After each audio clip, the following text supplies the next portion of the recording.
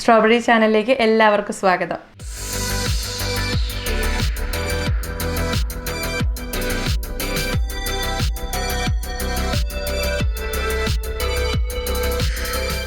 ഇന്ന് ഞാൻ വന്നിരിക്കുന്നത് ചോക്ലേറ്റ് ഇഷ്ടപ്പെടുന്ന എല്ലാവരുടെയും ഇഷ്ടവിഭവമായ ചോക്ലേറ്റ് ഫഡ്ജിന്റെ റെസിപ്പിയുമായാണ്. വെറും 2 ഇൻഗ്രീഡിയൻസ് കൊണ്ട് വളരെ എളുപ്പത്തിൽ തയ്യാറാക്കാവുന്ന ഒരു വെസ്റ്റേൺ ഷുഗർ ക്യാൻഡിയാണിത്.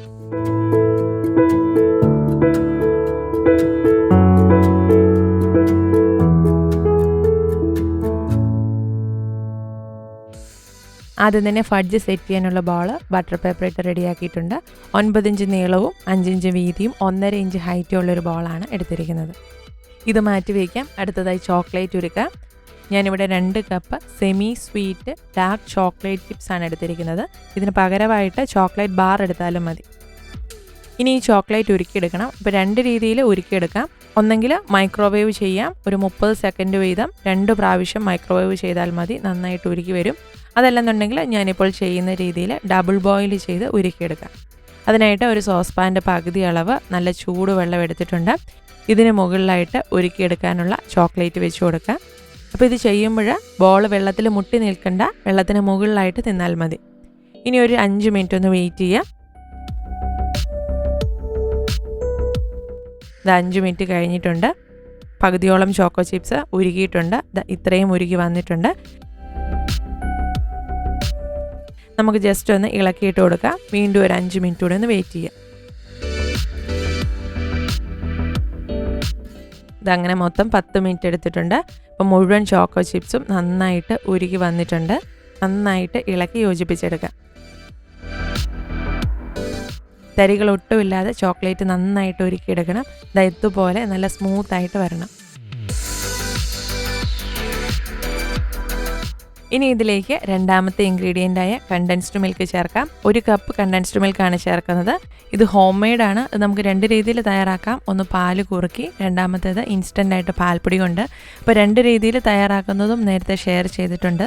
ലിങ്ക് ഡിസ്ക്രിപ്ഷൻ ബോക്സിൽ കൊടുക്കാം. ഇതോടൊപ്പം തന്നെ 1/2 ടീസ്പൂൺ വാനില എസൻസ് കൂടി ചേർക്കുന്നുണ്ട്. ഇത് ചേർക്കുന്നത് ഓപ്ഷനിലാണ്, ചേർത്തില്ലെങ്കിലും കുഴപ്പമില്ല. ഇനി ഇത് നന്നായിട്ടൊന്ന് ഇളക്കി യോജിപ്പിക്കാം. ഇത് അല്പം ഒന്ന് ചൂടാക്കിയിട്ട് ചേർത്താൽ വേഗത്തിൽ തന്നെ അലിഞ്ഞ് യോജിച്ച് കിട്ടും. ഞാനിവിടെ റൂം ടെമ്പറേച്ചറിലുള്ളതാണ് ചേർത്തിരിക്കുന്നത്. അതുകൊണ്ട് തന്നെ ഇത് മിക്സ് ചെയ്യുമ്പോൾ വേഗത്തിൽ കട്ടിയായി വരും. അപ്പം മിക്സ് ചെയ്യാൻ ബുദ്ധിമുട്ടുണ്ടെന്ന് കാണുവാണെങ്കിൽ നേരത്തെ ചെയ്ത പോലെ ഡബിൾ ബോയിൽ ചെയ്യുക, അല്ലെങ്കിൽ കുറച്ച് സമയം ഒന്ന് മൈക്രോവേവ് ചെയ്തെടുത്താലും മതി. ഇനി ഇത് സെറ്റ് ചെയ്യാനുള്ള ബോളിലേക്ക് മാറ്റാം. ഇപ്പം നല്ല കട്ടിക്കാണ് വന്നിരിക്കുന്നത്. അതുകൊണ്ട് സ്പാറ്റില കൊണ്ട് നന്നായിട്ടൊന്ന് ലെവൽ ചെയ്ത് കൊടുക്കാം. ഇതുപോലെ തിക്കായിട്ടിരിക്കുമ്പോൾ സെറ്റ് ചെയ്തെടുക്കാൻ ബുദ്ധിമുട്ടുണ്ടെങ്കിൽ നന്നായിട്ട് ചൂടാക്കി ഉരുക്കി നല്ല ലിക്വിഡ് കൺസിസ്റ്റൻസിയിലാക്കി ഒഴിച്ച് സെറ്റ് ചെയ്ത് വയ്ക്കുക. ഞാനിവിടെ സ്വല്പം കട്ടിക്ക് തന്നെയാണ് സെറ്റ് ചെയ്തെടുക്കുന്നത്. അപ്പോൾ ഒരു റഫ് ടെക്സ്ചർ മുകളിൽ കിട്ടാൻ വേണ്ടിയാണ് അങ്ങനെ ചെയ്യുന്നത്. അപ്പോൾ നിങ്ങൾക്ക് നല്ല സ്മൂത്തായിട്ട് കിട്ടണമെന്നുണ്ടെങ്കിൽ അത് നന്നായിട്ടൊന്ന് ചൂടാക്കി ഒഴുകുന്ന ഒരു കൺസിസ്റ്റൻസിയിൽ ബോളിലേക്ക് ഒഴിച്ച് സെറ്റ് ചെയ്തെടുത്താൽ മതി. എല്ലായിടത്തും ഒരുപോലെ എത്തിയാൽ പിന്നെ ഇതുപോലെ സ്പൂൺ കൊണ്ടൊന്ന് ലെവൽ ചെയ്ത് കൊടുക്കുന്നുണ്ട്. ഈ ഒരു രീതിയിൽ ഒരു റഫ് ലുക്കിലാണ് ഞാൻ ഡിസൈൻ ചെയ്തെടുക്കുന്നത്. ഇനി ഇതിൻ്റെ മുകളിലായിട്ട് ഫോർക്ക് കൊണ്ട് ഇതുപോലെ ഒന്ന് ഡിസൈൻ ചെയ്യുന്നുണ്ട്.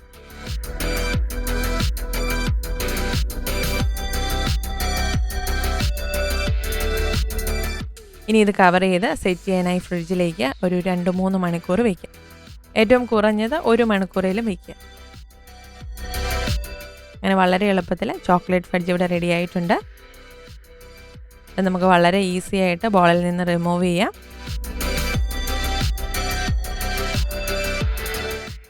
ഇതുപോലെ ബട്ടർ പേപ്പർ മാറ്റാം.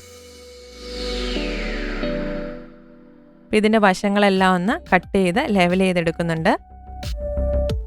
ഇനി ഇതൊരു 1.5 ഇഞ്ച് നീളത്തിൽ മുറിച്ചെടുക്കാം.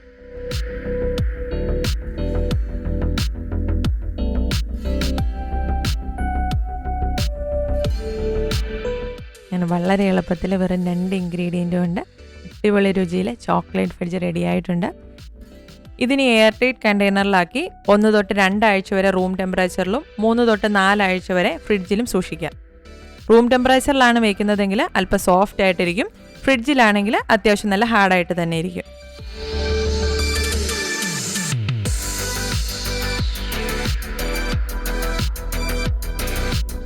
അപ്പോൾ നിങ്ങളെല്ലാവരും ഇതൊന്ന് ട്രൈ ചെയ്ത് നോക്കണം. അഭിപ്രായങ്ങളൊക്കെ കമൻറ്റ് ബോക്സിലൂടെ അറിയിക്കാൻ മറക്കരുത്. ഞങ്ങളുടെ റെസിപ്പികൾ നോക്കി തയ്യാറാക്കുന്ന വിഭവങ്ങളുടെ ഫോട്ടോസ് ഞങ്ങളുമായിട്ട് ഷെയർ ചെയ്യുക. ഒന്നെങ്കിൽ ഇമെയിൽ ചെയ്ത് അല്ലെങ്കിൽ ഫേസ്ബുക്ക് പേജിലൂടെ ഷെയർ ചെയ്താലും മതി. അപ്പോൾ നിങ്ങൾക്ക് ഈ വീഡിയോ ഇഷ്ടമായാൽ തീർച്ചയായിട്ടും ലൈക്ക് ചെയ്യണം. ഒരാൾക്കെങ്കിലും ഒന്ന് ഷെയർ ചെയ്ത് കൊടുത്ത് ഞങ്ങളെ സപ്പോർട്ട് ചെയ്യുമെന്നും പ്രതീക്ഷിക്കുന്നു. മറ്റൊരു വീഡിയോയിലൂടെ കാണാം. എല്ലാവർക്കും നന്ദി.